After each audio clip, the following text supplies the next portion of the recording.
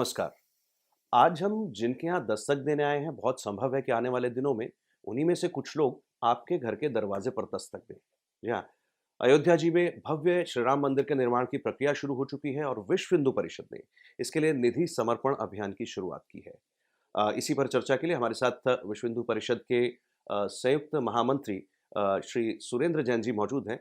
सुरेंद्र जी, बहुत-बहुत स्वागत है आपका। सुरेंद्र जी, अ, कोर्ट का फैसला आता है, भारत सरकार के आदेश पर एक ट्रस्ट का निर्माण होता है, श्री राम जन्मभूमि तीर्थ क्षेत्र न्यास। और बहुत कुछ है, सरकार की बहुत इसमें भूमिका है। मंदिर निर्माण के लिए ट्रस्ट ही सब कुछ कर सकता है, सरकार के पास संसाधनों की कोई कमी है नहीं। ऐसे में विश्व हिंदू परिषद का ये कहना कि नहीं, हम इसमें घर-घर तक जाएँगे, हम एक निधि समर्पण अभियान चलाएँगे, हम सरकार से कोई पैसा नहीं लेंगे, ये लक्ष्य क्या है? ये हेतु क्या है? ये ठीक है कि इस ट्रस्ट का निर्माण माननीय सुप्रीम कोर्ट के आदेश पर केंद्र सरकार ने किया। लेकिन केंद्र सरकार ने पहले ही दिन अपनी भूमिका स्पष्ट कर दी, वो पूरे देश के लिए मार्गदर्शन। उन्होंने कहा मंदिर बनाना, मंदिर चलाना ये सरकार का काम नहीं है। इस ट्रस्ट के अंदर वही लोग होने चाहिए, यह सरकारी ट्रस्ट नहीं होगा। वो लोग होने चाहिए जो आंदोलन को यहां तक लेकर आए। इसीलिए महंत नृत्य गोपाल दास जी, चंपत राय जी, युग पुरुष परमानंद जी, गोविंद देव गिरी जी महाराज, ऐसे पूज्य संतों को और महापुरुषों को उस ट्रस्ट के अंदर प्रमुख स्थान दिया। वही डिसीजिव थे, ब्यूरोक्रेट्स लगाए गए, लेकिन वो उनकी सहायता के लिए थे। फिर हमको ध्यान में आया कि ये मंदिर तो देश के जन जन का मंदिर है, राम देश के जन जन के साथ जुड़े हुए हैं, इसलिए हम सरकार से भी पैसा नहीं लेंगे। सोमनाथ मंदिर हमारे सामने एक उदाहरण के तौर पर उपस्थित था, बना सरदार वल्लभ भाई की प्रेरणा से, लेकिन सरकार का एक भी पैसा उसमें नहीं लगे। ये गांधी जी ने भी इच्छा व्यक्त की और स्वर्गीय राजेंद्र प्रसाद जी ने भी अपना तय किया। जन जन को मंदिर के साथ जोड़ना है। अभी आंदोलन के साथ जुड़े थे, अब मंदिर के निर्माण के साथ जुड़ेंगे और हर एक को लगेगा गिलहरी की तरह मेरा भी कुछ योगदान है। जब राम का नाम गांव गांव में जाएगा तो वो एक विद्युत तरंग का स्पंदन पैदा करेगा। राम के जीवन मूल्य क्या थे, राम के आदर्श क्या थे, वो इनके हृदय के अंदर प्रवेश करेंगे और संपूर्ण देश में एक अद्भुत जागरण होगा। यही सोचकर हमने तय किया हम समाज के पास जाएंगे। हमारे पास बड़े उद्योगपति भी आए जिन्होंने कहा कितना बजट है, हम देंगे ना पैसा। हमने उनको भी विनम्रता पूर्वक अस्वीकार इसलिए किया, दिल्ली के अंदर लक्ष्मी नारायण मंदिर है, लेकिन बिड़ला जी ने चूंकि बनाया था इसलिए उसको लोग बिड़ला मंदिर के नाम से जानते हैं। पूंजीपति के नाम से नहीं, राम के नाम से जाना जाए और हर व्यक्ति को लगे ये मेरा मंदिर है। एक कनेक्टिविटी निर्माण करने के लिए जन जन की उस मंदिर के साथ ये तय किया गया कि हम एक निधि समर्पण अभियान, बल्कि इसको महाअभियान कहें, ये तय किया गया। इस निधि समर्पण अभियान के तहत आप जन-जन तक जाएँगे, गतिविधियाँ क्या उसके लिए तय की गई हैं? क्या योजना बनाई गई है? कुछ लक्ष्य भी निर्धारित किए गए हैं? प्रारंभिक बैठकों में पूज्य संतों ने और ट्रस्ट ने बैठकर लक्ष्य तय किया। हम रामशिला के समय 3 लाख गांव तक गए थे।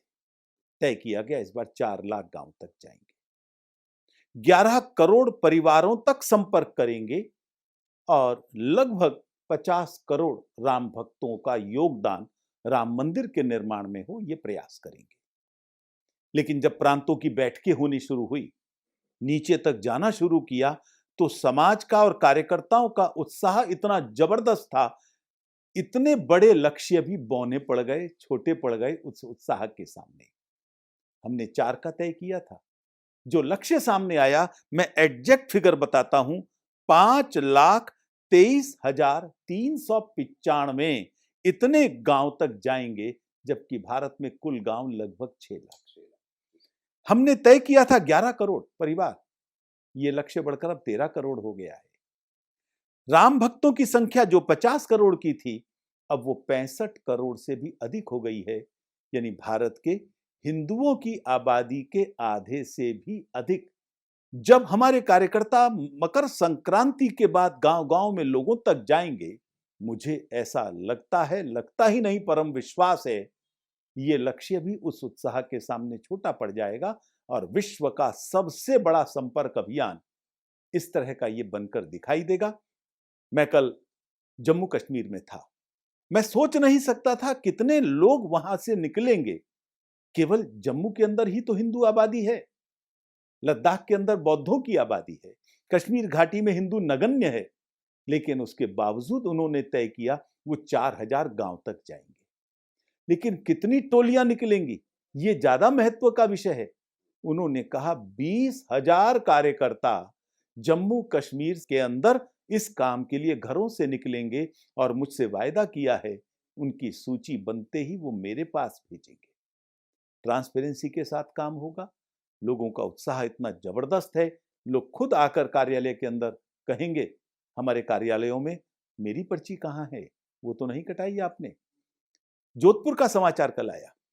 एक छठी कक्षा में पढ़ने वाला बालक वो अपनी गुल्लक सामने लेकर आया है, अपने दोस्तों से कह रहा है कि आप भी अपनी गुल्लक सब इकट्ठी करें और जिस दिन अभियान शुरू होगा हम जोधपुर के कार्यालय के अंदर जाकर ये गुल्लकें राम मंदिर के लिए देंगे। संतों का सम्मेलन था कल। शुरुआत अभी हमने नहीं की है, लेकिन पूज्य संतों ने ही शुरुआत करके अपने चेक वहीं पर काट कर दे दिए। कोई पहले से योजना उनकी नहीं थी। अकेले जम्मू के जो 6-7 प्रमुख संत आए थे, उन्होंने वहीं पर 11 लाख रुपया, जो संत भिक्षा मांगते हैं वो राम मंदिर के लिए कहते हैं हम और लोगों से भी भिक्षा मांगेंगे, लेकिन मंदिर निर्माण का संकल्प पूरा करेंगे। व्यापकता इस बात से और राज्य हम समझ सकते हैं टोलियां पूरे देश में कितनी निकलेंगी। अब ये लग रहा है 10 लाख टोलियां निकलेंगी। एक टोली में 4 कार्यकर्ता, 40 लाख लोग इस अभियान में लगेंगे। मैं समझता हूं ये वर्ल्ड रिकॉर्ड होगा। ऐसा कभी किसी अभियान में संभव नहीं हुआ होगा जो इसमें होगा। मंदिर बन जाएगा यहां तक ठीक है, बहुत दशकों की बल्कि कई वर्षों की लड़ाई रही और मंदिर बन जाएगा। लेकिन इस मंदिर के बनने के बाद आप जब समाज के भीतर जा चुके होंगे और एक चेतना का जागरण हो चुका होगा, और हम मानते भी हैं कि भारत की आध्यात्मिक सांस्कृतिक चेतना के केंद्र के रूप में भी मंदिर का निर्माण होगा। उसके बाद के भारत की किस तरह की तस्वीर आप देखते हैं? क्या वो भारत असल, जब बार-बार हम कहते हैं रामराज लौटेगा, रामराज आएगा, या रामराज के कुछ गुण इस कलयुग में कितने संभव हैं? ऐसा भी कुछ आप तस्वीर देखते हैं? मैं शुरुआत करता हूं आपके पहली बात से। आज की पीढ़ी वास्तव में बहुत बड़ी सौभाग्यशाली पीढ़ी है। हमें सौभाग्य मिला है 490 साल की लड़ाई को अपने सामने एक सफलता की ओर जाते हुए, 490 साल तक लड़े थे उस ढांचे को जो गुलामी का प्रतीक है उसको हटाने के लिए। 490 साल तक लड़े थे हम वहां पर भव्य राम मंदिर निर्माण करने के लिए। ढांचा हट गया, मंदिर का निर्माण कार्य शुरू हो गया है और उसको साकार होते हुए अपने हाथों के द्वारा कार सेवा करना।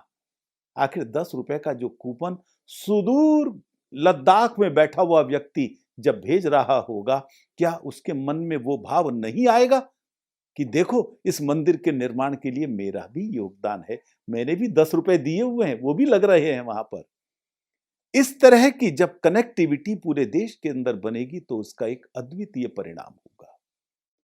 राम मंदिर एक लॉन्चिंग पैड बनेगा राम राज्य की दिशा में जाने के लिए। राम मंदिर से राम राज्य की ओर की यह यात्रा भारत के लिए एक बहुत महत्वपूर्ण, और केवल भारत के लिए नहीं संपूर्ण विश्व के लिए महत्वपूर्ण होगी। राम के जीवन मूल्य केवल भारत के लिए नहीं है, संपूर्ण विश्व के लिए, संपूर्ण मानवता के लिए है।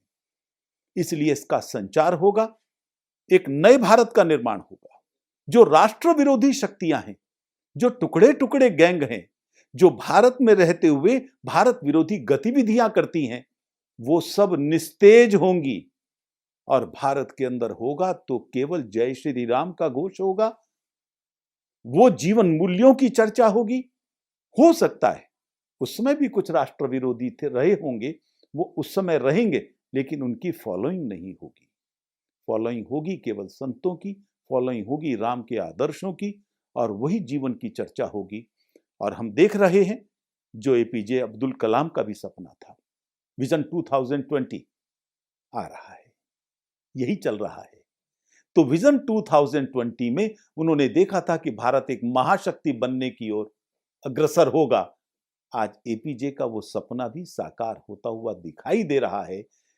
महाशक्ति की ओर भारत जा सकता है, ये लोगों को तभी विश्वास हुआ था जब हमने राम के साथ देश को जोड़ने का प्रयास किया, राम मंदिर आंदोलन के माध्यम से।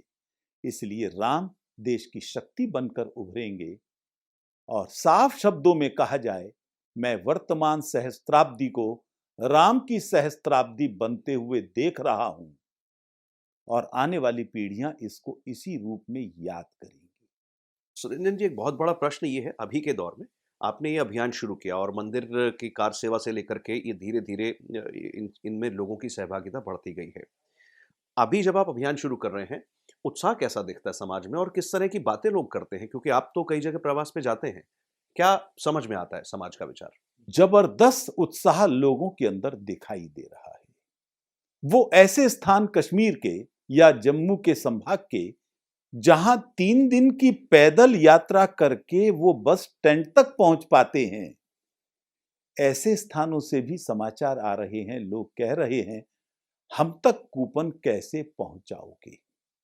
लद्दाख का रहने वाला बौद्ध वो कहता है कि भगवान बुद्ध इक्ष्वाकु वंश के थे, उसी इक्ष्वाकु वंश के जिसमें भगवान राम भी पैदा हुए। शायद भारत में एक लंबे अरसे के बाद भगवान बुद्ध और राम, इन दोनों को जोड़ा जा रहा है। कश्मीर घाटी पूर्वजों की धरती है राम के, ये कल चर्चा आई सामने। केरल से ले लीजिए, चाहे देश के किसी भी कोने पर चले जाइए, आज राम पूरे देश को जोड़ रहा है, ये उनको दिखाई दे रहा है।